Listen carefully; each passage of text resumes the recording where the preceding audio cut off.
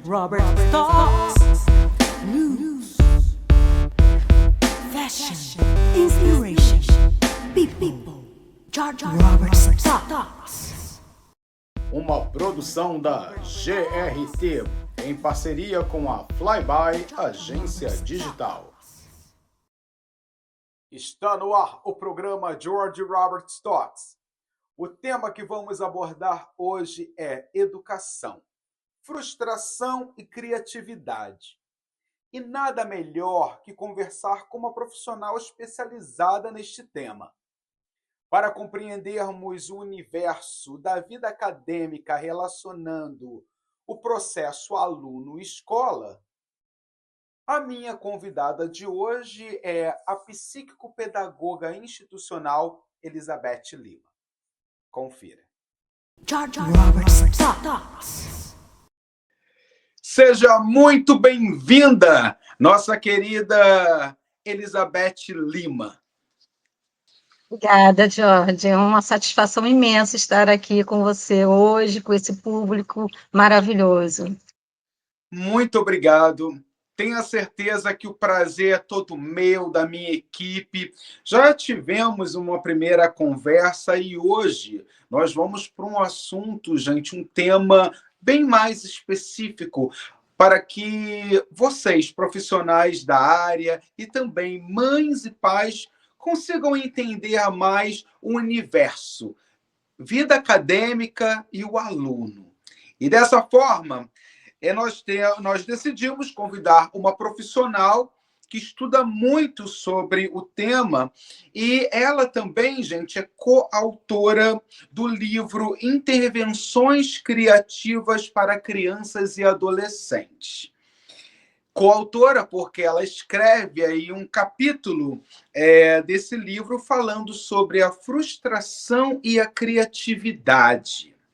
E com isso, a gente vai movimentar aqui esse bate-papo que com certeza já tem algumas perguntas que ela vai conseguir esclarecer, com certeza. Vamos lá, então. Elizabeth, conta um pouco para a gente de como a educação, né, na vida escolar, surgiu como uma oportunidade de trabalho para você. Então, Jorge, quando eu penso sobre como eu descobri que ser educadora era uma oportunidade na minha vida, a primeira coisa que me vem em mente é a palavra vocação. Não foi algo que foi que aconteceu de uma hora para outra. Foi uma construção, um processo, algo que, ao longo do meu desenvolvimento enquanto ser humano, aconteceu de uma forma muito natural. Por que eu falo isso? Porque eu cresci cercada de referências muito fortes. Minha mãe, algumas das minhas tias maternas, elas foram professoras, né? Eu digo foram porque hoje elas se encontram aposentadas, mas deixaram um legado muito lindo.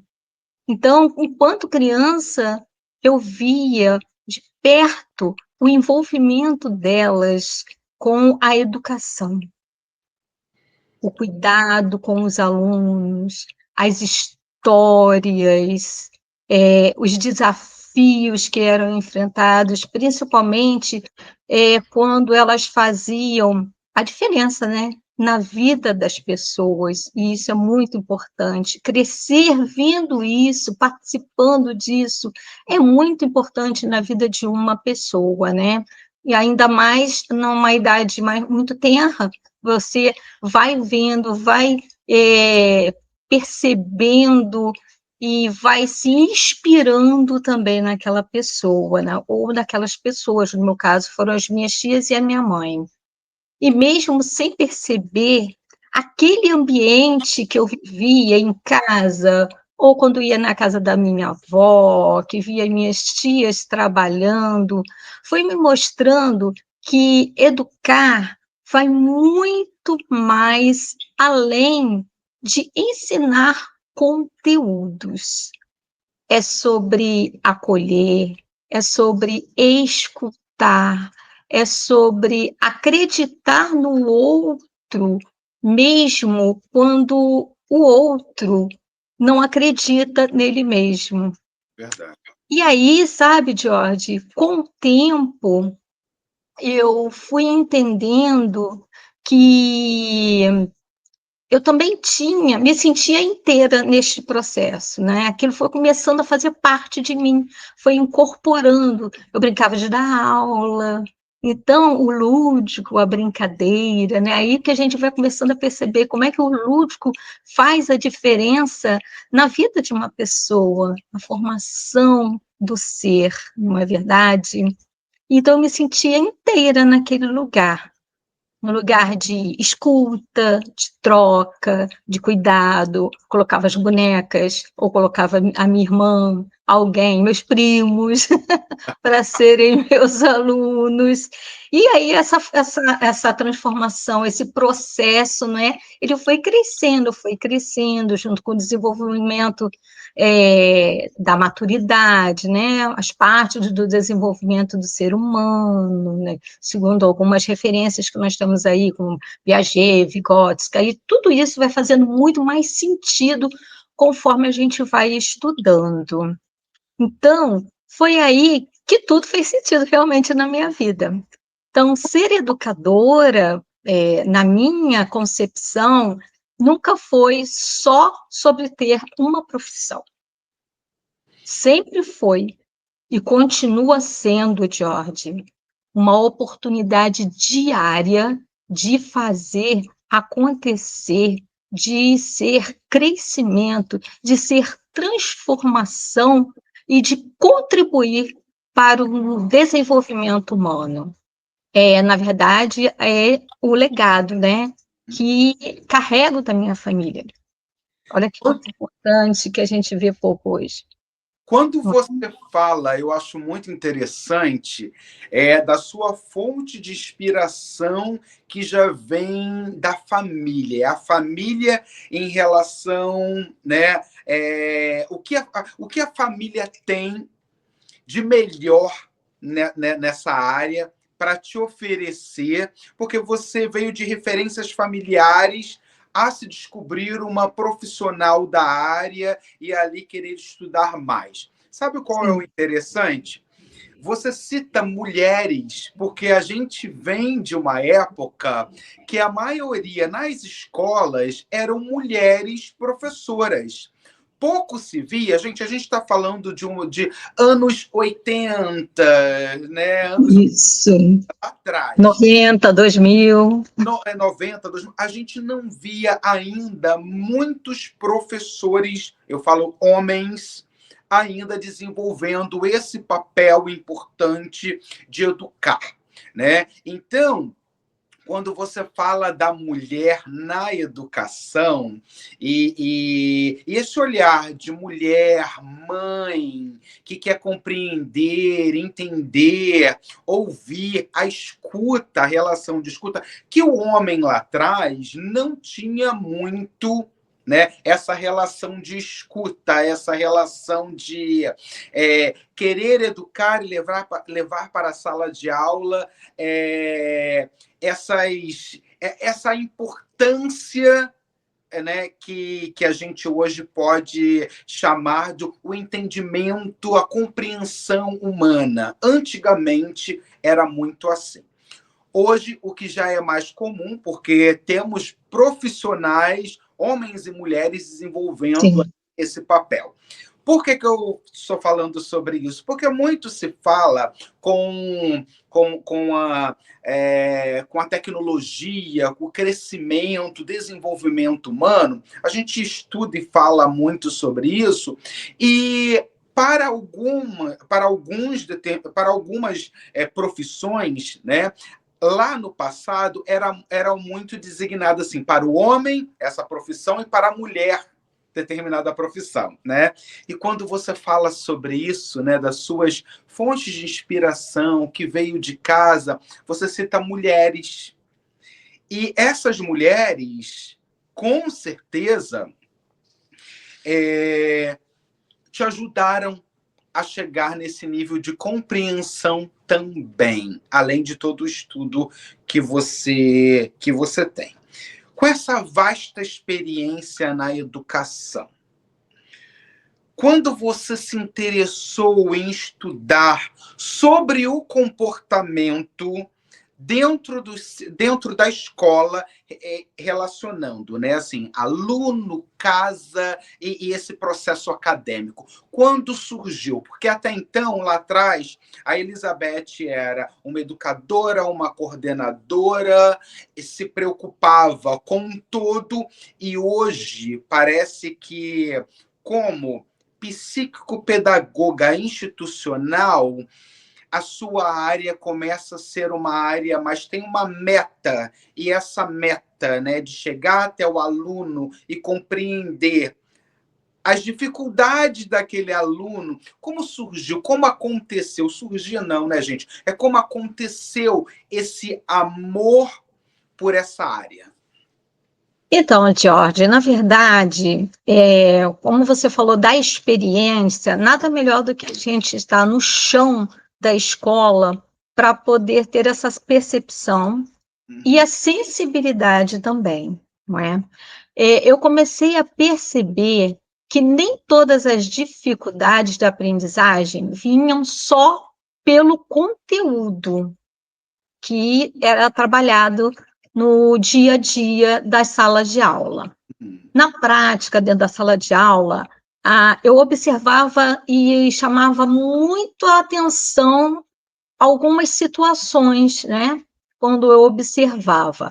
Alguns alunos até tinham, né, tem um potencial muito grande, mas mesmo assim não conseguiam avançar. E isso me trazia muito incômodo, percebe? E quanto mais eu observava, mais ficava claro para mim que muitas vezes a dificuldade não estava no aprender, ou seja, no cognitivo especificamente, mas no sentir, sabe? E foi a partir desta realidade, desta percepção, foi que eu me interessei pelo comportamento humano. Aí já passamos por uma outra configuração. Me incomodava muito. Eu falei, gente, mas essa criança tem tudo para poder te dar bem. Ela não consegue fixar. Fica uma coisa momentânea, fica uma coisa temporária. O que mais está faltando? Aí eu percebia que os alunos chegavam na escola carregando uma demanda emocional muito grande. Foi um outro olhar, foi um novo olhar que eu passei a ter. E tudo que acontecia, eu assim compartilhava com a equipe, não é?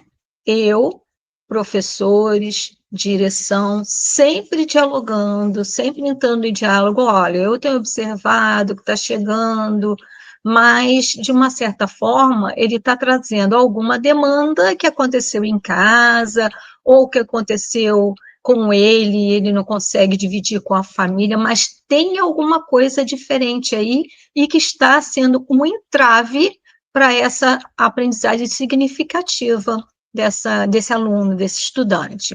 Então, demandas que vinham de casa, das relações familiares, da falta de afeto, ou até mesmo, né, da inversão e da banalização de valores, que isso tudo faz parte da nossa sociedade, né, hoje em dia.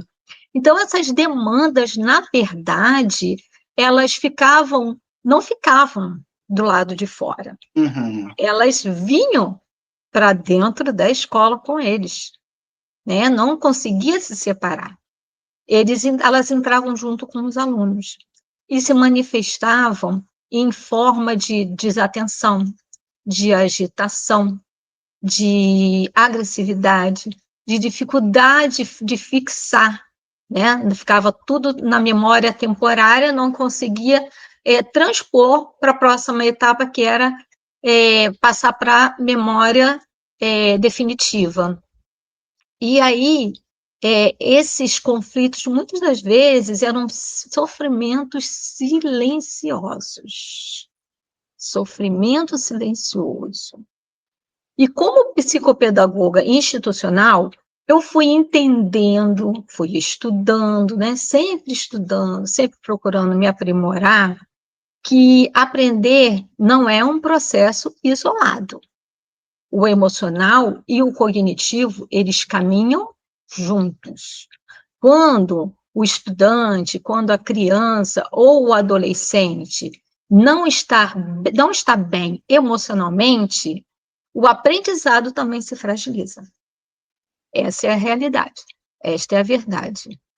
Agora, Então, isso... desculpa te cortar, em sala de aula, né? A gente também sabe que o profissional vem para a sala de aula com vários problemas e temos também aquela problemática do aluno não se identificar com o professor, ou o professor, por causa do, né, cada ser humano, é complicado a gente falar sobre isso, porque cada pessoa, né, enxerga, tem um ponto de vista em relação a isso que eu vou dizer agora. Como é para você, uma profissional da área, chegar para um colega de trabalho, um professor, e até mesmo levar a esse professor que ele está faltando com empatia em relação à problemática de um aluno que não consegue compreender determinada matéria?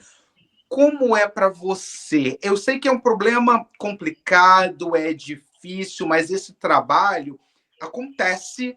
E como que é isso para Elizabeth? Lidar com isso e fazer até mesmo com que o professor seja uma ponte que venha minimizar a dor daquele aluno? Então, é bem desafiador, na verdade, não é? Porque nós lidamos com seres humanos. E como você bem colocou aí, lidar com o ser humano não é tão simples, não é tão fácil.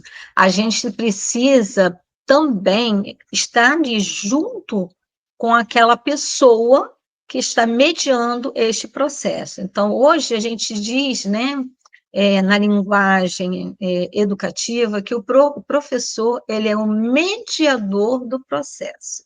E o que é mediar este processo? Tudo isso precisa ficar muito claro. Não vir em forma de cobranças. Olha, né, faz isso, faz aquilo. Tem esse modelo pronto aqui, que vai trabalhar a criança que traz uma fragilidade porque não tem pai. Esse aqui porque os pais foram separados. Esse aqui porque... né, são várias demandas que eles trazem, como eu falei para você, não é? E sim de despertar nesse profissional um desejo genuíno de compreender o comportamento dos estudantes, para além de um simples rótulo de dificuldade escolar, né, de dificuldade acadêmica, de olhar para o aluno, na verdade, né, como um todo, né, ter um olhar holístico, história, emoções, vínculos e contexto, né? O contexto daquele ser que está entrando naquela sala de aula. E aí a gente se depara com uma outra situação. Quantos seres entram na sala de aula? 30, 40. E como é que fica o professor nessa história toda, né? Então, a gente precisa também levar esse trabalho de conscientização, de acolhimento com o professor também. Não é simplesmente chegar e jogar tudo nas mãos dele, gente. Também tem que ter esse olhar sensível para o mediador do processo, para aquele que está ali fazendo a diferença. Então, não existe receita pronta, existe muito diálogo.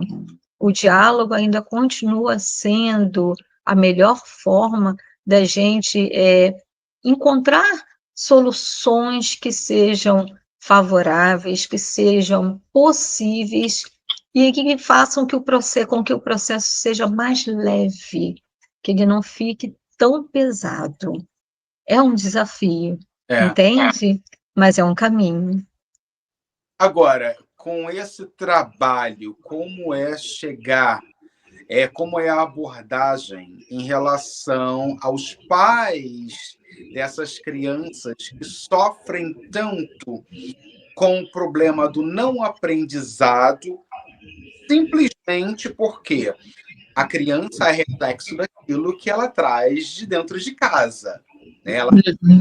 E aquilo ali ela acha que é normal na escola, com os colegas, como que é isso, né? Da escola, é a Elizabeth como psicopedagoga, junto para a família, colocando.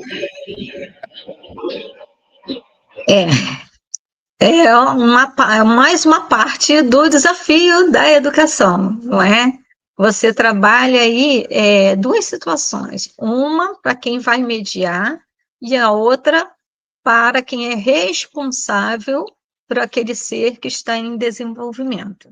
E aí eu continuo batendo na tecla do diálogo, mas quando a gente fala em ser humano, adulto, né? Cada um traz suas dores, suas demandas, né, seus problemas, suas situações, enfim. A gente tem que ter também esse olhar com relação às famílias, para poder acolher as famílias. Então, a escolha está ficando assim, numa situação bem delicada, porque você acolhe a família, você acolhe o professor, você acolhe o aluno. E como transformar esse processo, né, num processo mais leve possível, sendo que cada um traz as suas dores, não é? Então, o atendimento psicopedagógico institucional, ele vai fazer a diferença exatamente nesse momento, porque nós somos o link, nós somos a ponte entre essa tríade aí, família, escola, profissionais, para que o nosso público-alvo, o nosso protagonista, nosso principal ator nessa situação toda aí, que é o estudante, que é o aluno, que ele seja menos impactado o possível e que ele consiga entender que escola é um local de aprendizado e que aprender é transformar-se, é você enxergar um horizonte, sabe? Porque trabalhar com as famílias é um desafio, mas se você tiver esse suporte e se você tiver essa consciência desenvolvida com a sua equipe também, a gente consegue realizar um trabalho mais leve. Muito bom. Com isso, você foi convidada, você e outros profissionais da área foram convidados para participar do livro Intervenções Criativas para Crianças e Adolescentes.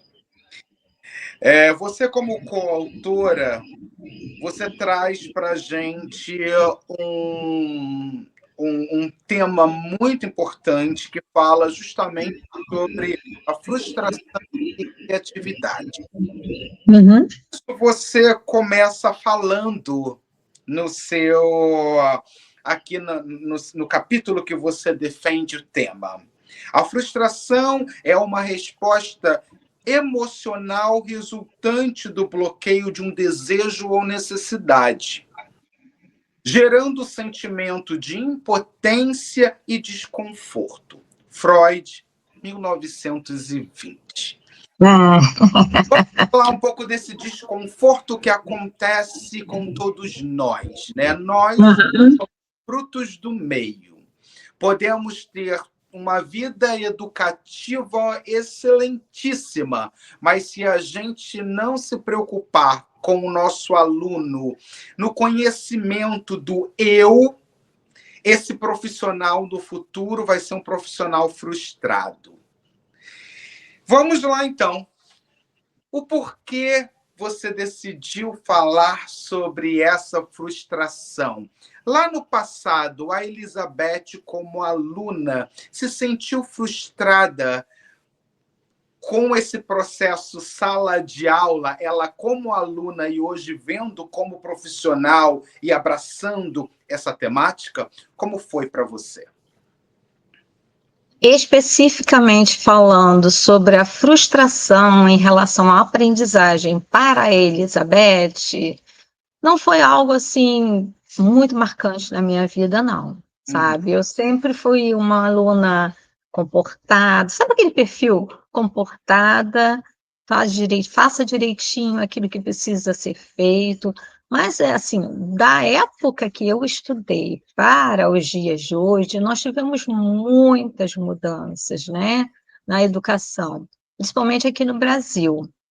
E aí, a Elizabeth do passado, a Elizabeth de ontem, não teve tanta frustração dentro da escola, não.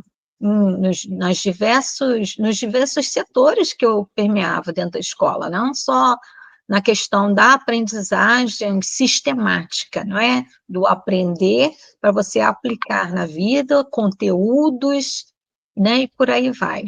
Na verdade, esse livro ele nasce da prática da escuta, da realidade que está em todos os dias no contato com as crianças e com os adolescentes. É o pós, Uhum. né? É o pós-Elizabeth ter passado pela escola.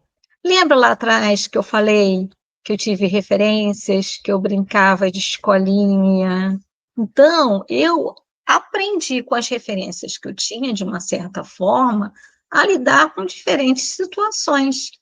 E quando algo acontecia que eu achava que era pesado para mim, eu lembro assim muito pouco, porque não foi uma coisa que me marcou negativamente, graças a Deus, não é?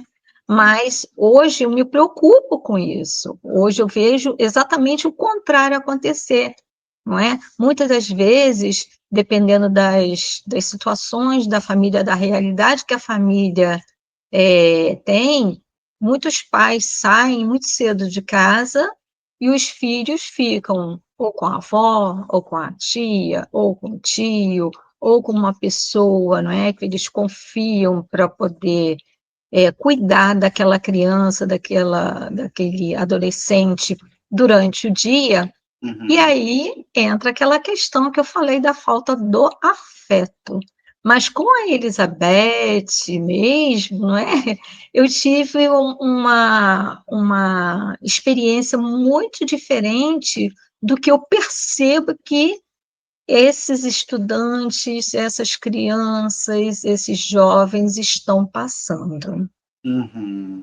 A importância de falar sobre isso, quando eu trago para a sua vida pessoal, é porque você conseguiu, através das suas referências no passado, identificar a essa evolução da educação, porque lá atrás, até mesmo nos dias de hoje, né, a gente lembra Uhum. daquela que a gente estava em sala de aula um mimeógrafo para rodar uma prova.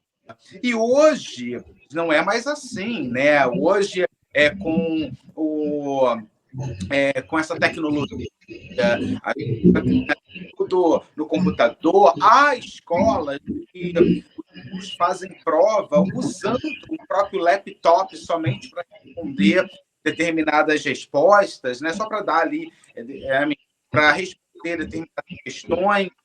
Então, é muito legal falar sobre o passado de uma profissional que se identifica vendo fora da sua vida, claro, fora da sua vida, a necessidade de outros profissionais e de alunos também.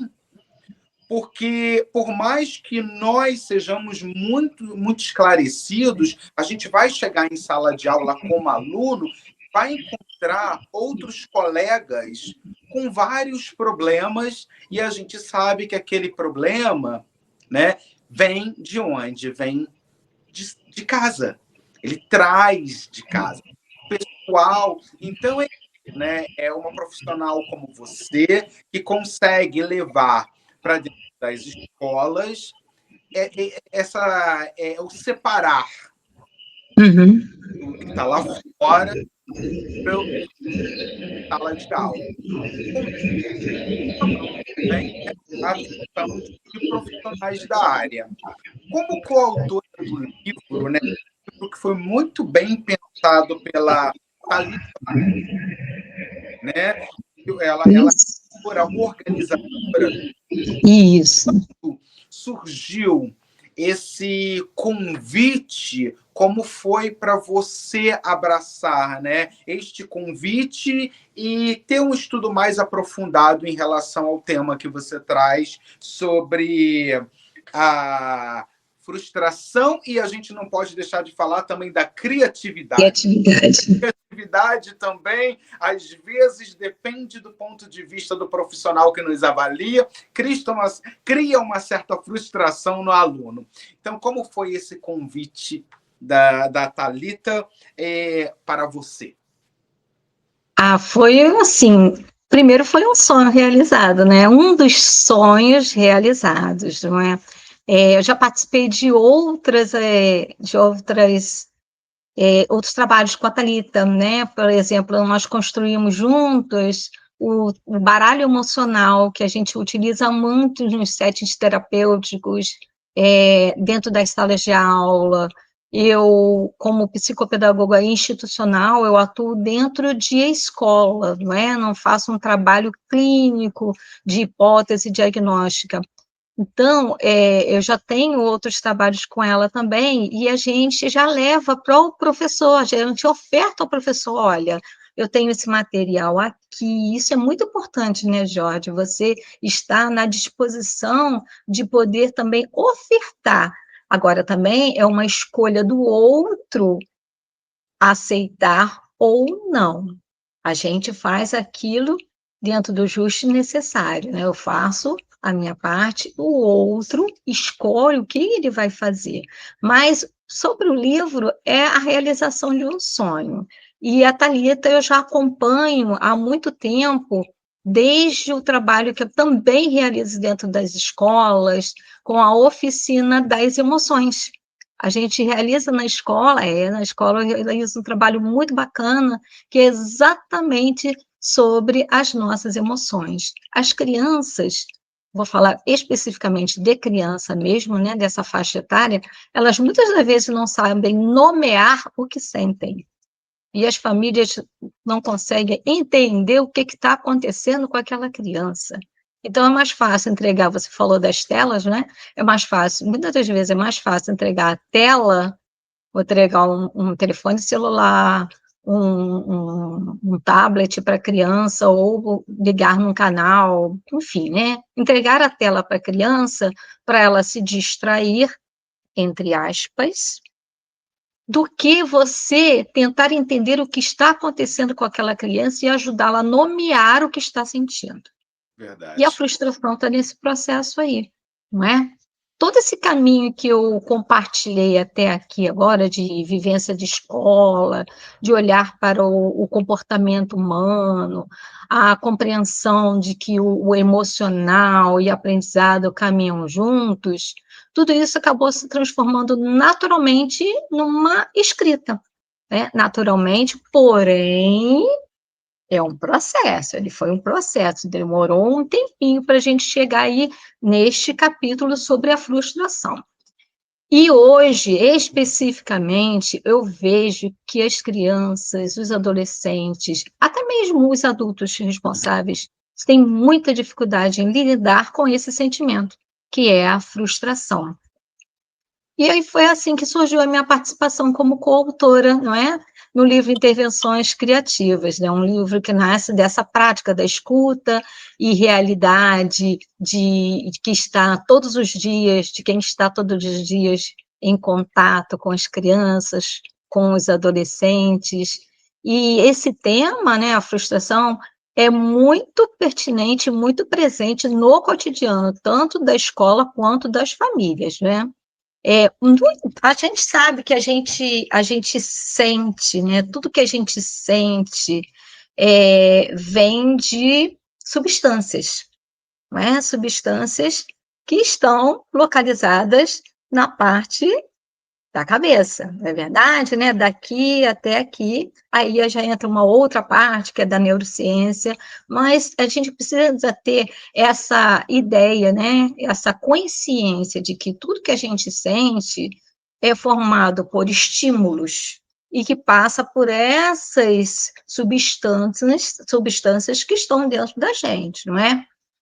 E as crianças encontram muita dificuldade em nomear, compreender e lidar com aquilo que ela sente.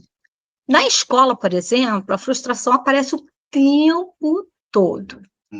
Quando algo não sai como o esperado, quando o erro acontece, ou quando o limite é colocado, não é? O desejo não é atendido. Muitas das vezes o que nós vemos é uma dificuldade enorme em lidar com esse sentimento. E aí, nesse capítulo, eu proponho este olhar diferente, não é? A frustração não como algo a ser evitado, mas como uma oportunidade de desenvolvimento. E é aí também que entra a criatividade. A partir de quê? De estratégias criativas, lúdicas, que são possíveis mostrarmos para as crianças, para os adolescentes, que é possível ajudar a transformar aquilo que é tão pesado, que é tão negativo para ele, em aprendizado. Muito bom. Vocês aí do outro lado estão curiosos e a gente tem mais. A gente vai para um rápido comercial e a gente volta já já. Não sai daí, porque tem muito mais. Vamos falar sobre traumas, frustrações, muita criatividade. E é por isso que hoje conversar com Elizabeth Lima é a nossa meta, porque a partir de tantas perguntas que vocês enviaram aqui para mim, a gente vai poder, não todas por causa do nosso tempo, mas olha, fica aí. Robert's Thoughts. Tem dificuldade em dar conta das demandas do seu negócio e ainda ter que cuidar do design e comunicação? Na Flyby Agência Digital, a equipe atende os seus desafios, cuida do seu design, conteúdo digital e do seu website, para que você foque no que realmente importa. Conte com um parceiro que se molda às necessidades do seu negócio, ajudando a você transformar sua presença digital em forma profissional e transparente. Vamos cuidar do seu digital? Fale com a Flyby.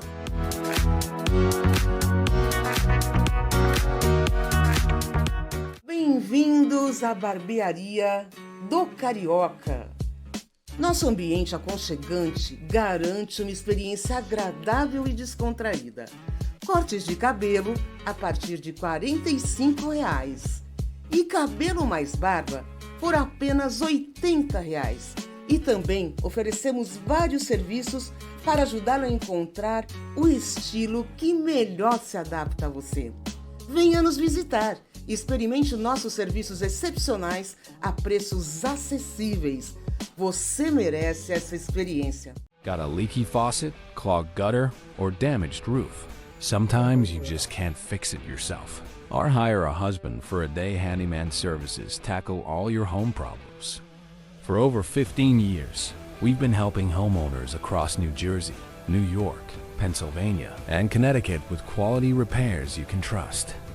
Call us and say you found this ad and get 15% off all services. Call G&L Construction Pros today. Robert's Thoughts. Estamos de volta dos nossos comerciais e hoje eu converso com a psíquico-pedagoga institucional Elizabeth Lima.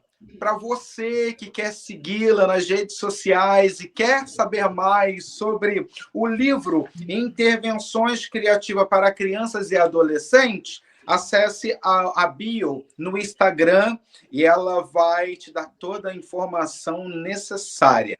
O livro é um sucesso e reúne profissionais que estão preocupados com os seus alunos, profissionais que estão de mãos dadas, trabalhando intensamente para que os nossos alunos de hoje venham se tornar profissionais bem-sucedidos no futuro. E para que isso aconteça, é muito importante que desde muito criança e na fase jovem, para que adquira uma fase adulta, com muito sucesso, é importante o autoconhecimento.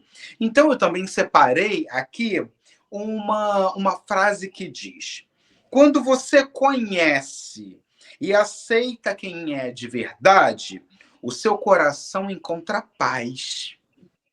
O autoconhecimento é o caminho que te leva a essa serenidade. E é por isso, gente, que a gente depende, sim, de bons profissionais estudando e se dedicando ao aluno. E tudo acontece a partir do verbo. Tudo acontece a partir do conhecimento, tudo acontece a partir da fala. E quando a gente compreende de que forma essa fala é colocada para o nosso aluno e para nossos colegas de trabalho, fica mais fácil conscientizar, o que a gente sabe que é complicado. Mas, com isso, a Elizabeth traz para a gente esse assunto, esse tema tão importante. E ela falou sobre algo no primeiro bloco, que ela e a Thalita já vêm desenvolvendo aí vários trabalhos juntas, e ela menciona sobre o baralho emocional. Olha, e ela vai explicar para a gente como funciona a aplicação do baralho emocional em sala de aula. Então, o baralho emocional, George, é uma ferramenta, né? Na verdade, existem muitas ferramentas que a gente pode estar buscando para poder trabalhar dentro da sala de aula essas questões, né? Essas demandas que já foram faladas anteriormente, que as crianças, os alunos, os estudantes, eles trazem de fora para dentro da escola.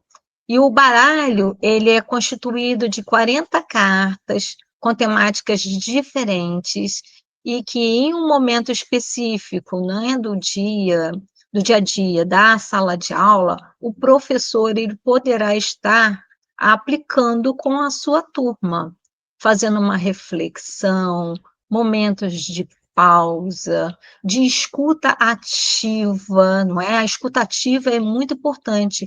O que é a escuta ativa? A escuta ativa, na verdade, é quando o outro percebe que você está ouvindo com toda a sinceridade aquilo que ele está trazendo para você, aquilo que ele está falando para você. E as crianças, nesse sentido, elas são muito observadoras. Elas chegam até a comentar em algumas situações. Eu contei, você contou para por exemplo, você contou para a sua professora?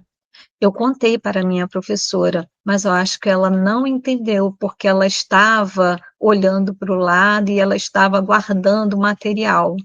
Então, é muito importante a gente ter essa consciência. O adulto precisa desenvolver essas consciências de que a criança traz suas demandas, a criança precisa dessa escuta ativa. E o baralho, ele é bem interessante porque traz várias situações onde a criança vai pegar a cartinha, vai ter uma imagem, vai ter o título e vai ter um pequeno texto para refletirem juntos, mas sempre o professor como mediador desse processo, deixar que ele fale, deixar que ele leia, ou não.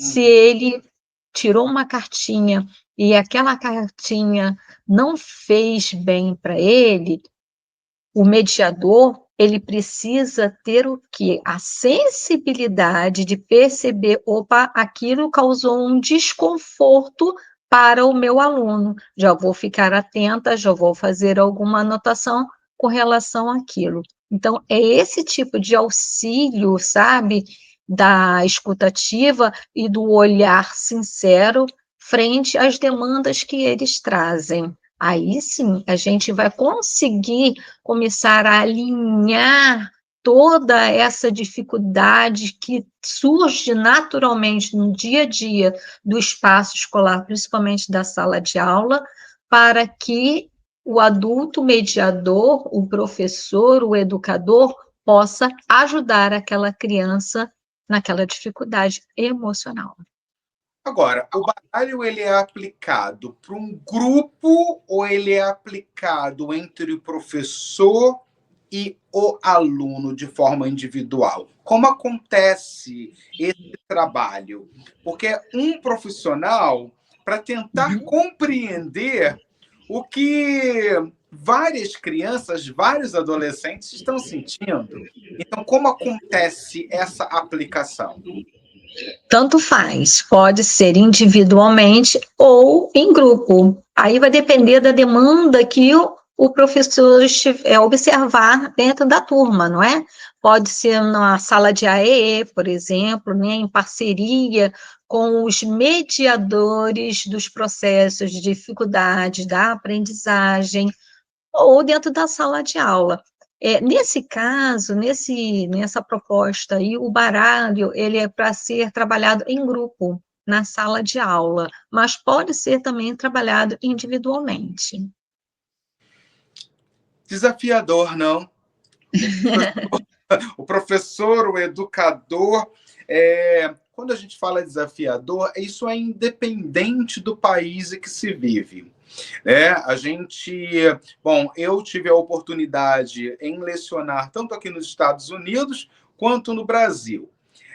A diferença é que, ainda aqui nos Estados Unidos, a educação ela está para todos, de 0 a 18 anos. Quer dizer, todos têm que ter acesso à informação, à educação.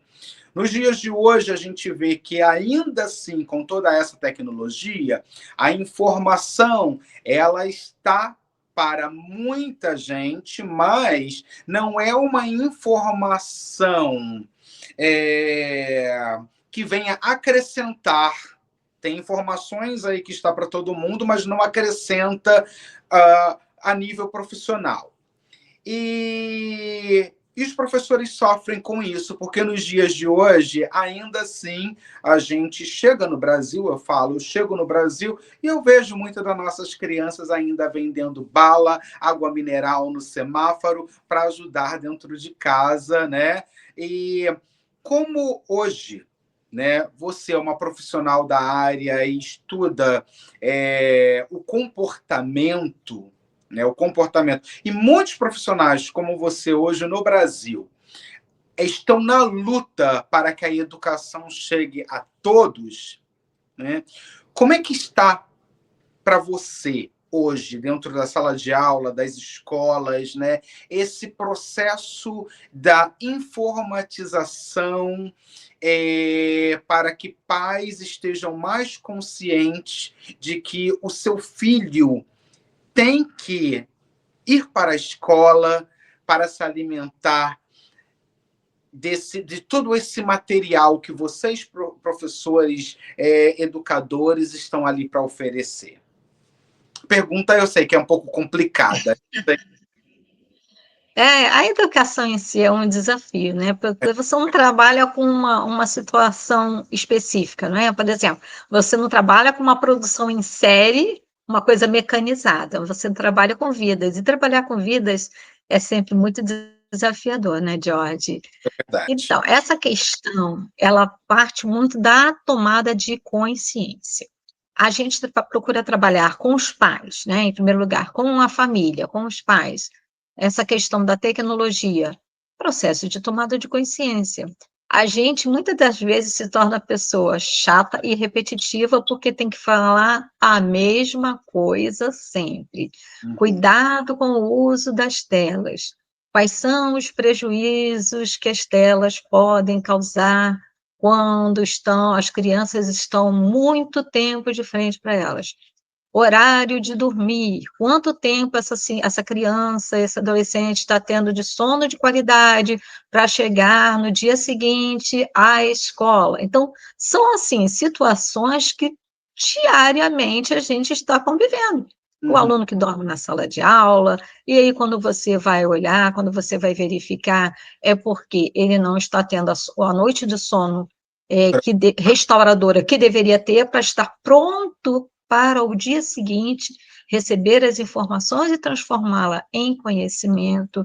Então, é uma série de situações muito delicadas que a gente precisa estar levando para as famílias, trazendo essa consciência também para as famílias. Muitas das vezes a gente precisa primeiro trabalhar as famílias para poder conseguir alcançar o que a gente deseja como um aluno.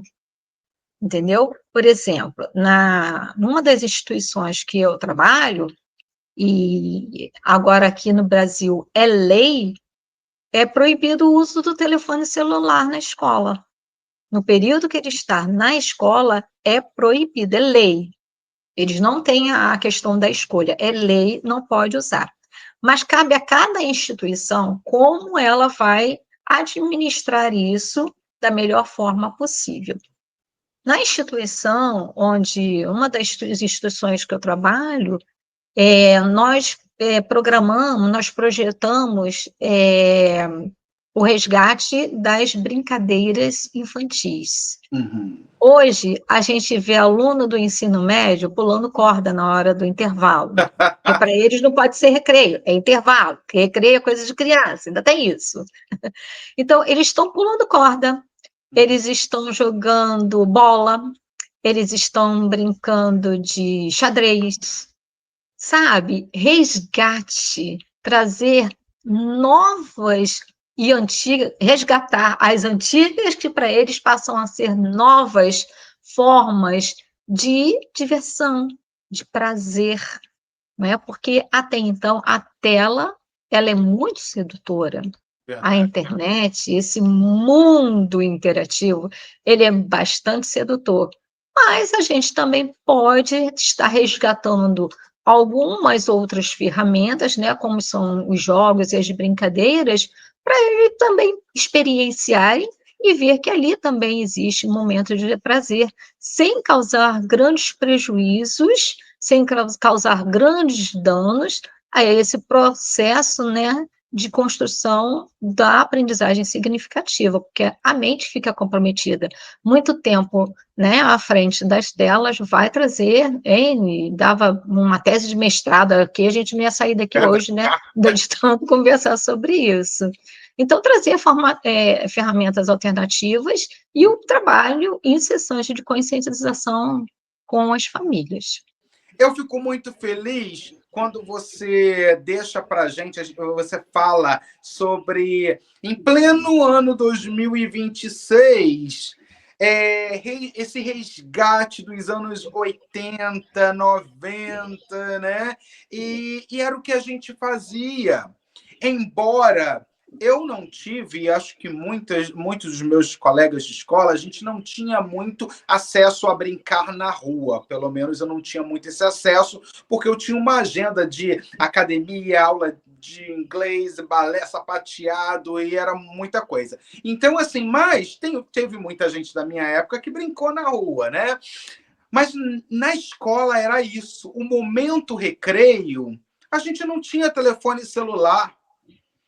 A gente não tinha, né, um laptop, um computador para estar ali de frente. Tinha o momento de aprender um pouco sobre tecnologia e o momento recreio, recreatividade, momento que a gente se juntava e levava violão para a escola e ficava cantando na hora do recreio. A gente tinha esse momento e hoje, em pleno 2026, com toda essa tecnologia, você, uma profissional tão bem qualificada, com outros profissionais, estão de mãos dadas, trazendo e falando sobre esse resgate, né? E é tão bonito isso, sabe, Beth? É tão Obrigada.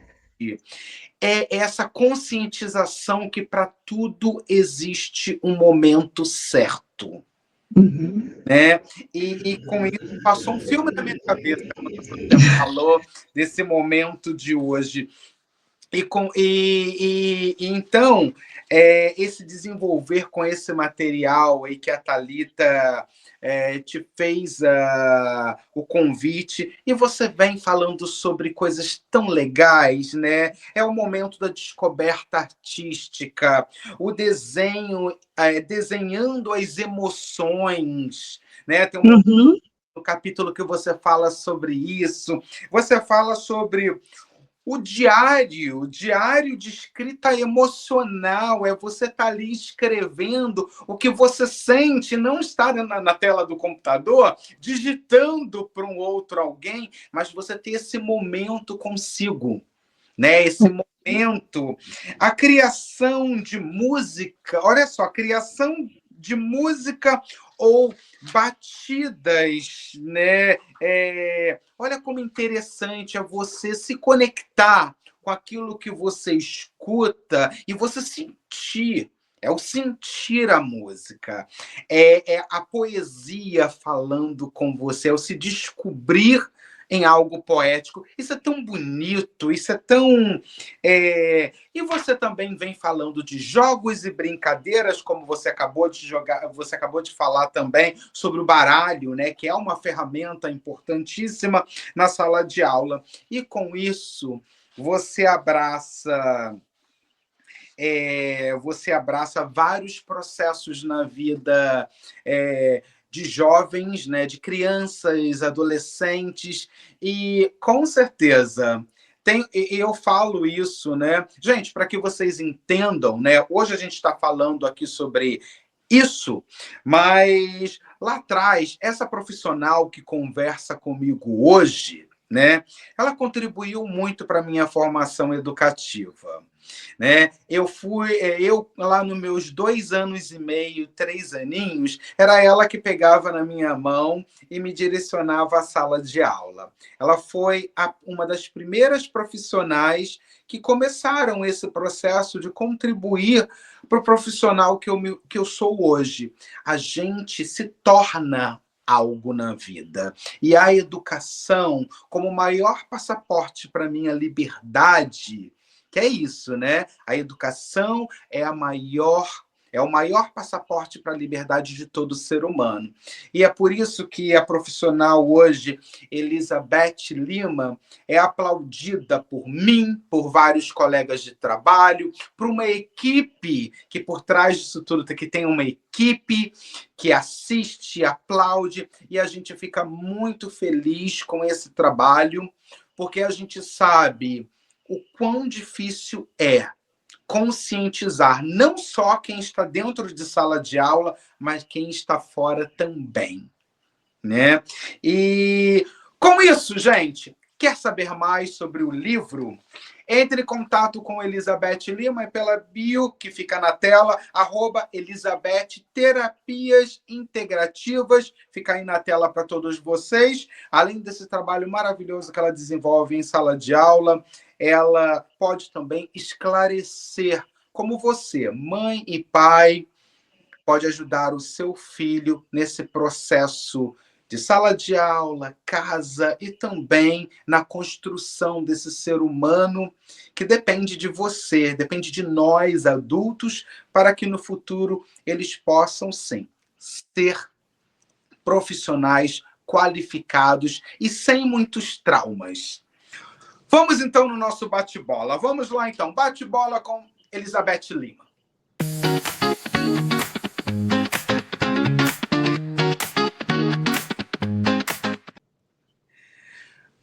Eu vou te dar uma palavra e você, o que vier na sua cabeça, você pode deixar aqui para mim. Vamos lá, então. Escola.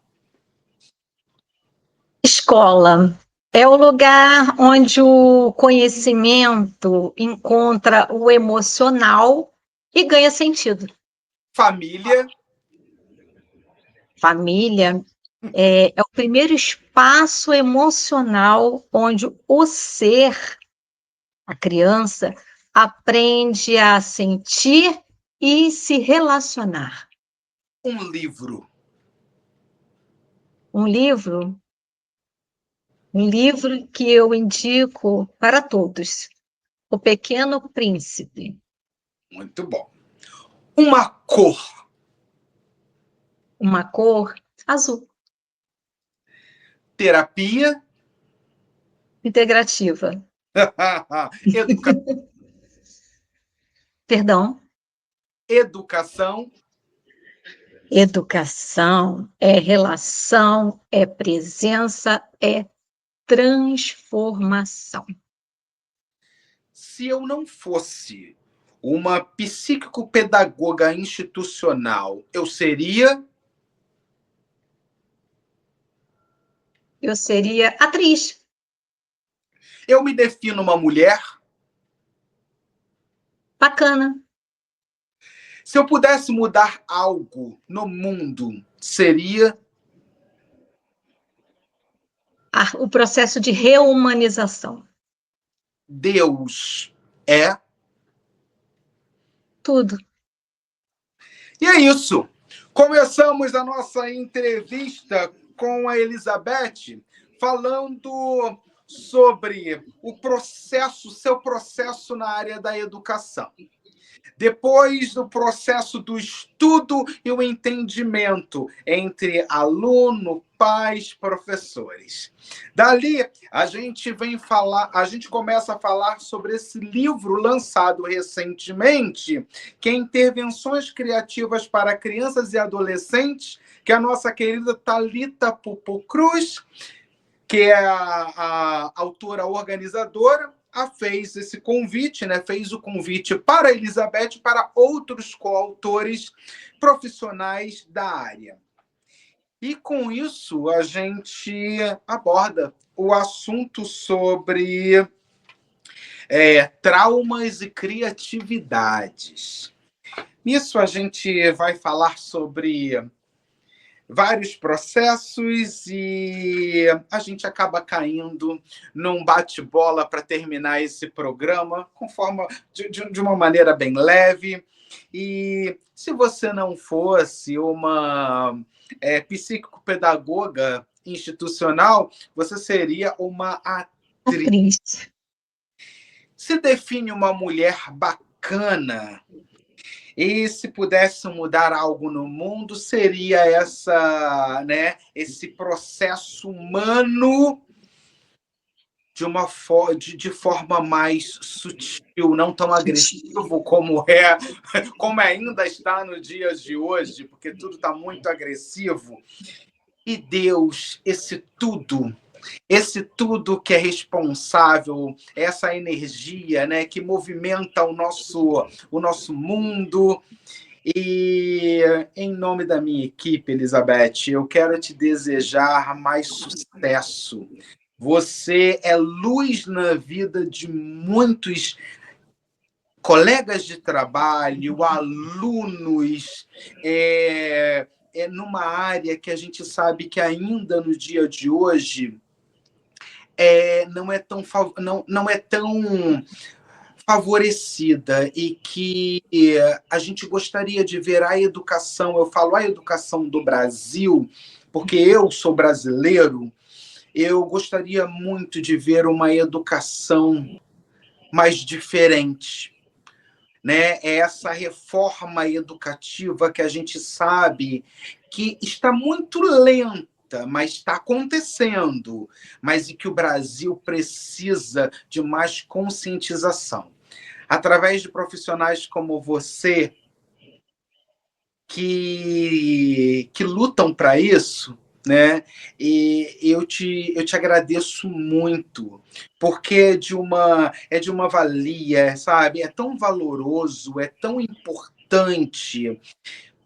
Com certeza, né? Indubitavelmente você faz toda a diferença no mercado de trabalho, na vida dos seus alunos. E é isso, e que esse Deus, esse tudo, possa conspirar a seu favor sempre. Parabéns pelo trabalho que você vem desenvolvendo e mais sucesso. Eu sei que sucesso você tem porque você ama o que faz. Agora eu deixo as considerações finais para você. Bom, eu quero externar minha gratidão profunda por este momento, mais uma vez, por poder compartilhar sobre educação, sobre um tema tão desafiador, não é? Que trabalha a formação desse ser, desse humano que, diante de tantos desafios, não é? Eu trouxe aí que se eu pudesse mudar, eu trabalharia muito mais esse processo de reumanização, mas principalmente de que, quando falamos de educação, nós não estamos falando apenas de conteúdos, de métodos, de resultados, sabe, Jorge? Nós estamos falando sobre histórias, sobre emoções, sobre vidas e sobre a formação. Cada criança, ela chega na escola, traz uma demanda, traz uma bagagem invisível, feita de afetos, de dores, de vínculos, de expectativas. E a grande pergunta que fica é: o que estamos fazendo com o que essas crianças e esses adolescentes carregam? Quando a família, a escola, os educadores, eles se permitem olhar para o emocional da criança, do adolescente, com sensibilidade, com responsabilidade, o aprendizado acaba acontecendo de forma muito natural, porque educar, antes de tudo, é isso, é um ato de cuidado, é presença, é humanidade. Gratidão, gratidão, gratidão. Muito obrigado. O prazer é todo meu. Gente, é isso. A gente termina o nosso programa e com o coração cheio de alegria, porque aqui a gente pode desenvolver, falar sobre temas que venham a conscientizar você, pai, mãe, as pessoas que acompanham a gente diariamente nas redes sociais, né? Da importância, é isso aí, essa importância de educar, de colocar no mundo, trazer ao mundo essas crianças que serão o futuro do nosso país, o futuro de um país, né? Então, muito obrigado. Obrigado a todos vocês também pela audiência. O programa existe porque eu conto com a audiência de pessoas como vocês que se preocupam com o que estão formando hoje. Muito obrigado pela sua audiência. Com certeza a gente se vê em breve. Robert Talks. Robert Talks.